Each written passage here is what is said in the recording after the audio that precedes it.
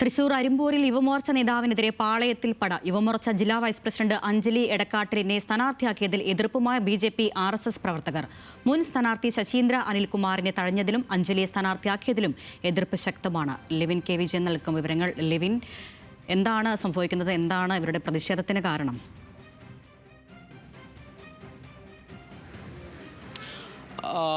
Arunya, BJP Arimpur പഞ്ചായത്തിൽ ഏറ്റവും കൂടുതൽ വിജയസാധ്യത കൽപ്പിക്കുന്ന വാർഡുകളിലൊന്നാണ് 1-ാം വാർഡ്. അവിടെ കഴിഞ്ഞ 2 തവണകളിലായി ശശീന്ദ്ര അനിൽകുമാർ എന്ന് പറയുന്ന പ്രാദേശിക BJP നേതാവും ആശാപ്രവർത്തകയുമായ വനിതയെ BJP മത്സരിപ്പിക്കുകയും നേരിയ വോട്ടുകളുടെ വ്യത്യാസത്തിൽ 2 തവണ 2-ാം സ്ഥാനത്തിൽ എത്തുകയും ചെയ്തിരുന്നു. എന്നാൽ ഇത്തവണ അവർ വീണ്ടും മത്സരിക്കാൻ തയ്യാറെടുക്കുന്നതിനിടെ യുവമോർച്ച സിറ്റി ജില്ലാ വൈസ് പ്രസിഡന്റായിട്ടുള്ള അഞ്ജലി എടക്കാട്ടിനെ സ്ഥാനാർത്ഥിയാക്കുകയാണ് പാർട്ടി ചെയ്തിട്ടുള്ളത്.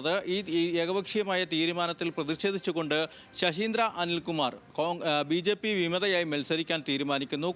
കോൺഗ്രസ് പിന്തുണ സ്വീകരിച്ചുകൊണ്ട് BJPയുടെ വിമതയായി അവർ മത്സരിക്കാൻ തീരുമാനിച്ചു കഴിഞ്ഞു. അടുത്ത ദിവസം നാമനിർദ്ദേശ പത്രിക സമർപ്പിക്കുമെന്നുള്ളതാണ് BJPയുടെ വിമത വിഭാഗത്തിൽ നിന്നും മറ്റും നമുക്ക് അറിയാൻ കഴിഞ്ഞിട്ടുള്ള വിവരം. ഏതായാലും കോൺഗ്രസ് പിന്തുണ സ്ഥാനാർത്ഥി സ്വീകരിച്ചതിന് പിന്നാലെ തന്നെ BJPയോട് എതിർപ്പ് പ്രകടിപ്പിച്ചുകൊണ്ട് പാർട്ടി വിടാനൊരുങ്ങുകയാണ് BJP RSS പ്രവർത്തകർ. ഏതായാലും നേതൃത്വത്തിൻ്റെ തീരുമാനത്തിനെതിരെ ശക്തമായ വികാരം തങ്ങൾ പ്രതിഫലിപ്പിക്കും എന്നുള്ളതാണ് ഇവർ പറയുന്നത്. അതോടൊപ്പം തന്നെ ഏകപക്ഷീയമായാണ് ഈ യുവമോർച്ച നേതാവിനെ സ്ഥാനാർത്ഥിയാക്കുന്നത്. കൂടിയാലോചനകളൊന്നുമില്ലാത്ത ഇത്തരം തീരുമാനങ്ങൾ തങ്ങൾ അംഗീകരിക്കാൻ തയ്യാറല്ല എന്നുള്ളൊരു നിലപാട് കൂടി വ്യക്തമാക്കിക്കൊണ്ടാണ് BJP തന്നെ നിർത്തിയ ഔദ്യോഗിക സ്ഥാനാർത്ഥിക്കെതിരെ ഇപ്പോൾ പാളയത്തിൽ പട ഒരുങ്ങുന്നത്. ഏതായാലും ഈ സംസ്ഥാന നേതൃത്വം അടക്കം ഈ വിഷയത്തിൽ ഇടപെട്ടിട്ടുണ്ട് എന്നുള്ളത് തന്നെയാണ് നമ്മൾ മനസ്സിലാക്കുന്നത്. വിജയസാധ്യതയുള്ളൊരു സീറ്റിൽ ഇത്തരത്തിലൊരു വിമത സ്ഥാനാർത്ഥി ഉണ്ടായാൽ കഴിഞ്ഞാൽ അത് പരാജയപ്പെടാനുള്ള കാരണമാണെന്ന് കണ്ട് വേഗത്തിൽ അടിയന്തര നടപടികൾ സ്വീകരിക്കണമെന്നുള്ള നിർദ്ദേശമാണ് ഇപ്പോൾ നൽകിയിരിക്കുന്നതായി നമുക്ക് മനസ്സിലാക്കാൻ കഴിയുന്നത്.